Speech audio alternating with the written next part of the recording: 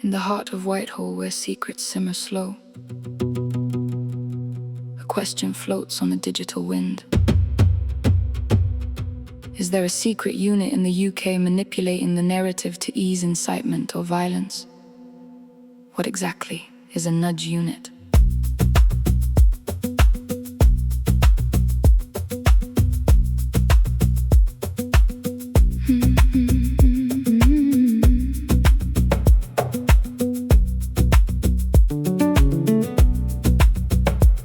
2007, Charles Farr, ex-MI6 officer, set up R.I.C.U in the Home Office. Born from Prevent Under Contest Counter-Radicalization. Originally focused on Islamist extremism like Al-Qaeda and IS. Monitoring online narratives, countering ideologies, shaping government messaging, strategic communications campaigns, open source monitoring, influencing officials. Funding partners like Breakthrough Media, targeted influence operations. Critics call it a shadowy propaganda unit or thought police. Narrative control in crisis, coaching victims' families, diffusing tensions.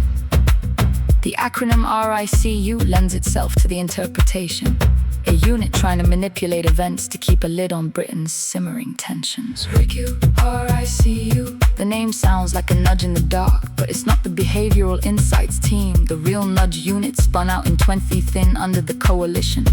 Using behavioral science, psychology, choice architecture, defaults for tax compliance, organ donation, healthy eating, vaccinations, working worldwide, subtle and everyday. But R.I.C.U is harder, strategic comms, deception and skullduggery, narrative control, not gentle nudges. June 13-14, 2026 expose on this 22-person unit. Using deception during racial tensions, protests, immigration and crime incidents. Advising police on controlling the narrative in Belfast, riots in Southampton. This unit visited Henry Nowak and Stephen Ogilvy families to nudge them.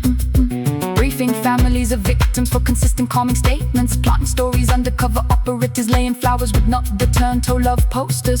Funding front campaigns and a pop group in schools. Social media infiltration, post-terror ops like London Bridge and Finsbury Park. Critics say out of control, overly focused on far-right, non-crime, hate incidents. Overreach into free speech, one-sided ideologies. Evolving to manage multiculturalism reactions.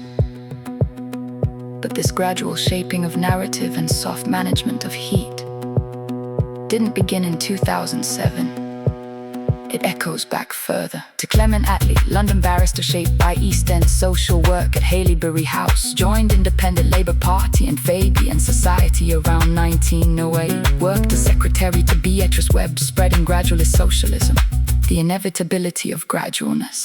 W.W. Service in Gallipoli in Mesopotamia rose to major labor leader 1935. Deputy PM in Churchill coalition 1940-1945. 1945 landslide victory defeating Churchill. Transformed Britain. NHS 1948 freer point of use. Modern welfare state. Nationalized coal, railway, steel, electricity, gas. India and Pakistan independence 1947. Decolonization steps. NATO, Britain's nuclear program. Understated pragmatic style. Atavism, practical socialism with Fabian colleagues.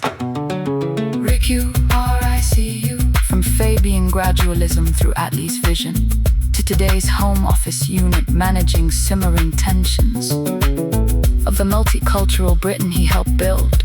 With nudges, whispers, strategic comms, is a protection from violence or manufacturing consent. The real nudge unit for gentle behavioral science. R.I.C.U, narrative heat, sauna of control. It's not James Bond Black Ops, but a Whitehall strategic comms body with real influence tools. Transparency limited, which fuels skepticism. Two different beasts. Everyday behavior versus the tribal heat of the narrative. In this artful sauna of modern Britain. R.I.C.U, the gradual nudge from Attlee to Farr. Still shaping story, still cooling the rage. In the 99.9 beats of power and persuasion.